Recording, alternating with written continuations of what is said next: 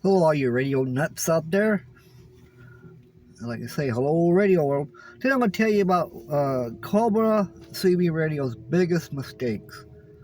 When they quit building the Cobra 2000 in the original 148, that's when they started going downhill. You know, the guy used to have to do all my modification and repair work. Was one of the best in the United States. You know, some of them, you ask anyone, old Dr. Bill, yeah, he was the best. And Cobra came out with that 148F with the freak counter and all that. And boy, did he have a lot to say about that radio. The bugs and the problems it has. Oh, yeah. You know, the Cobra was smart. They'd bring back the 2000 to the back to the original blueprint and build it that way. The new ideas they're doing are junk. So, I mean, the Cobra 2000, the 148, the 146, without an amplifier, you would have no problem talking to Australia, sideband or AM. Then they started flooding the markets with the Galaxy base station and the Texas Star base station, identical looking to the Galaxy base.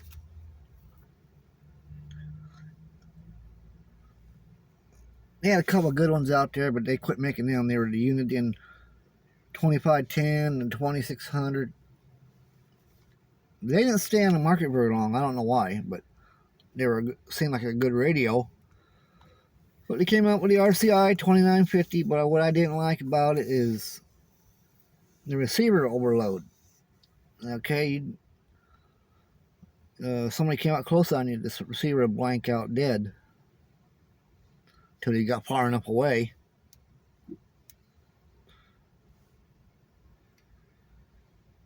Yeah, you see all these little export CB radios, the Galaxy 99B or the Imitation 148, okay, EX. The problem with them radios is in transmit, they will start to drift in frequency. Didn't have that problem with the Cobra 2000 and the 148 or 146. And all those export radios you see out there on the market,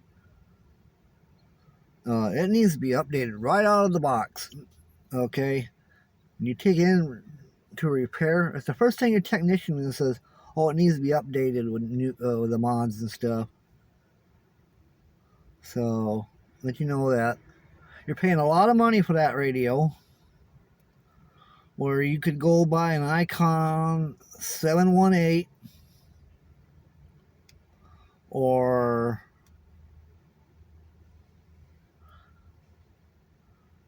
maybe the Asus bottom end,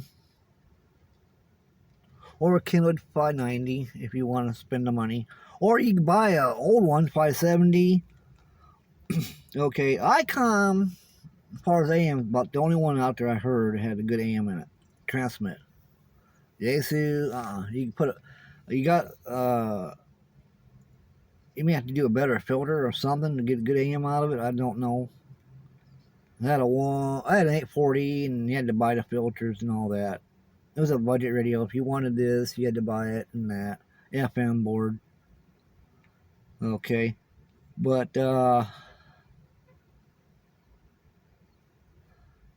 yeah, a lot of these exports out there are junk. Like I said, first thing, before you take it out of the box, it needs to be updated. They put cheap quality parts. The keying transistor is weak on some of them. You key up the wrong amplifier with that, it'll pop that, and you got to put in a bigger one. That's why you look at some radios, the keying transistor is bigger on it than a factory one.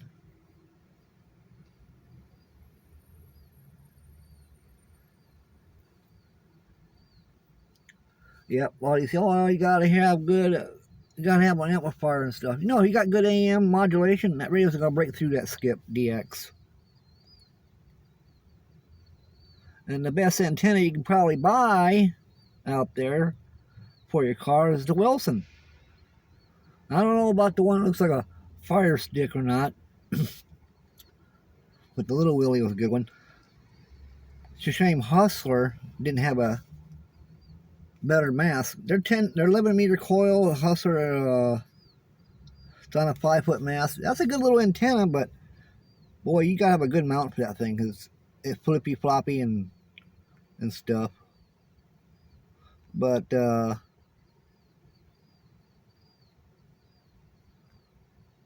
and a lot of people say what they can use for an indoor antenna. You can make an old standard dipole and hang it in your attic and stuff. Best configuration for that would be an inverted V.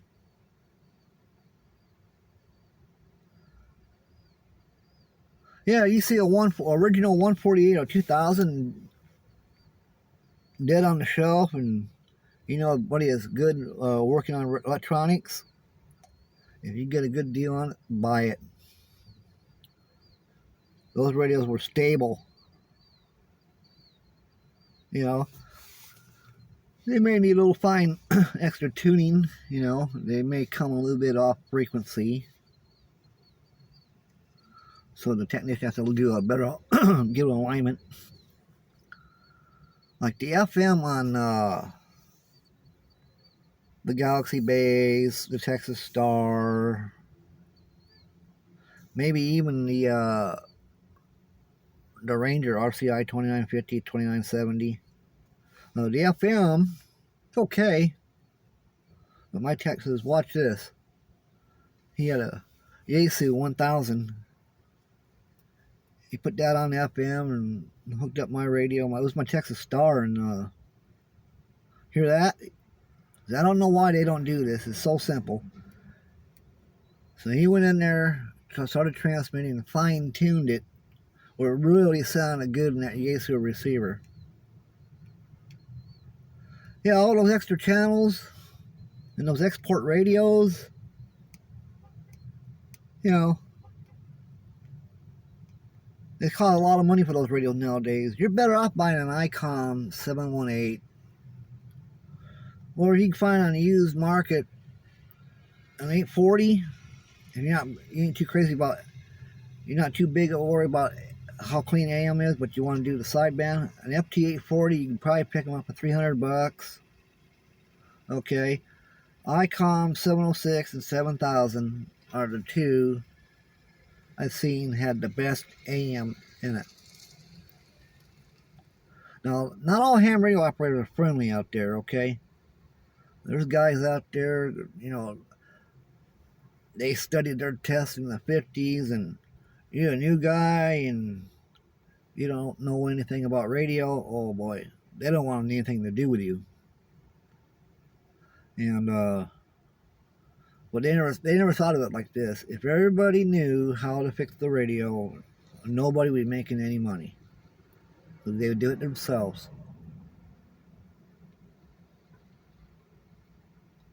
Nowadays, the only antenna you can find is probably about that Antron 99. A lot of people call them spider sticks, getting TBI problem in people's TVs back in the old TVs. You don't scratch these new ones at digital signal. I mean, I ran my ham radio and never bothered my brother's TV, but the neighbor had one of those old analog TVs and put her TV right underneath my antenna. 80 meters, and so like kicked on the amplifier, 800 watts. There you go. But didn't even scratch his TV, the new flat screen, you know, digital. Hooked the cable and all that. They didn't bother with it. But yeah, if you're planning to buy a radio, if you're going to buy used in the CB, you can find a 148, a 146, or a 2000. Probably the 142 is a good one too.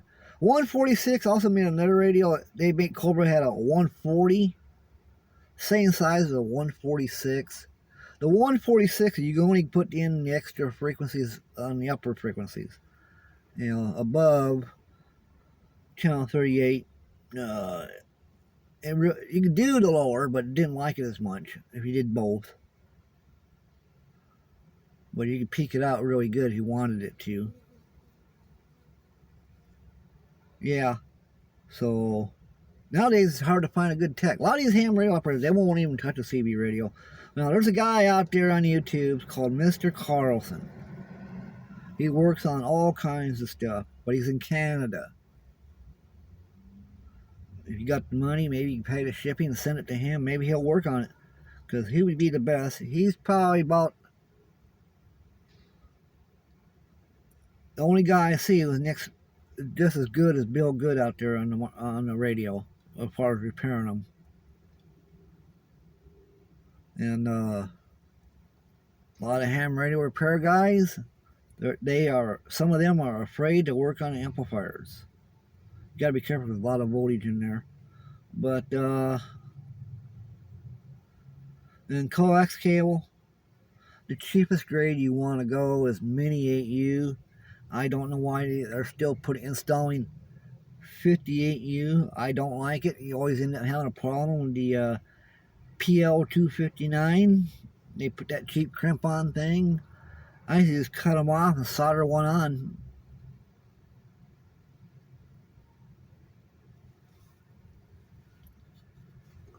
Now you could trying to find a base antenna. Now, if you can get aluminum tubing, do it that way. Don't use copper, because copper's heavy. I once built 11-meter J-pole. Okay, you go J-pole calculator on the internet. So you put in, it asks for the frequency. You put the frequency in there, and it'll calculate the leak. But it only goes down to 10 meters. So you may have to add another foot longer for the 11-meter antenna, so if you want to get a low SWR. The 10-meter one will work, but you'll get an SWR of 2. And I built one, and I worked at it, and I got a very good SWR. I ended up taking off the top section. I put a cap, and I screwed on a 102-inch Francis Amazer on top. Okay, and it worked out good. I think it worked just as good as any factory built antenna. I had the Radio Shack 5/8 ground plane. I bought some Helicon antennas. I had a Magnum antenna.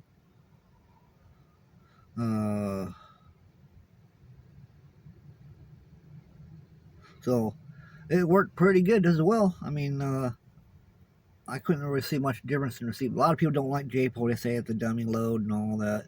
But it's hard to beat a J-pole. I mean, I blew people's mind out on 2 meters using a J-pole, and they couldn't believe I was talking to them. And one of their relatives had a big beam antenna, and they were all on beams, and they couldn't hear him, but they heard me. Just because the signal frequency bounces on 2 meters off the mountains and things like that. I don't like 1.2. If you look in the repeater guide, it's all private. Okay, you gotta know somebody to get in. But 2 meter and 440, they're not supposed to be all private anymore, because the FCC told them, hey, you gotta open it up. So, and if you can find an old CPI mobile or base radio, CPI 2000 or CPI mobile, you want to buy that. Okay, they try to make a CB radio, ham radio quality, but a lot of people probably didn't want to spend that kind of money what it was selling for back in the day. Browning Eagles, if you get the big one with both, it's a 2-piece unit. The receiver and the transmitter are the exact same size. You want to buy that. It's an old tube set, you can't beat it. I seen a guy on 80 meters, 3913, Dr. Jim, he had a Cobra 1000. I mean a Yaesu 1000D, and he had a Yaesu 102, and you get a lot of static noises up there. Okay, and he was talking on that 1000D Yaesu, and he said, "You want to see something? Watch this." He switched over to the Yaesu 102. It got through all that static, sounded twice a lot better. The only problem with that 102 Yaesu was the relay. Okay, so someone came up with a better relay, gold contacts, whatever, and that was the fix on that radio.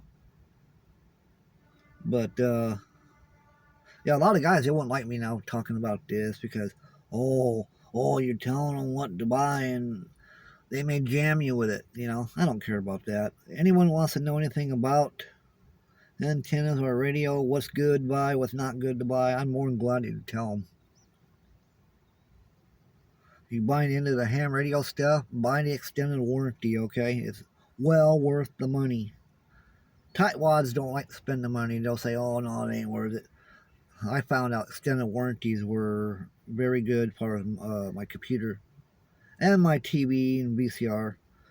I'd buy that Best Buy and take my VCR in there, and they tried to fix it back, wasn't right. Took it back again. They tried to fix it, went back. So the third time around, says, let me show you something. They took me over to this. Well, this is the closest model we got. It's a little better than what I had. Just give us $20. You can walk out the door with it. Okay, brand new VCR for $20. Hey, that warranty was worth it. All right. Anyhow, yeah, that was Cobra's biggest mistake. When they dropped that Cobra 2000 for that new model, it's all black. I can't model what was it, 2010 or something like that. I don't know. But yeah, Cobra really screwed up when they quit making the original radios back in the 90s, I think. So you can find a Cobra 2000 or original 148 around 93 or older. Buy it. Thanks for listening. Bye for now.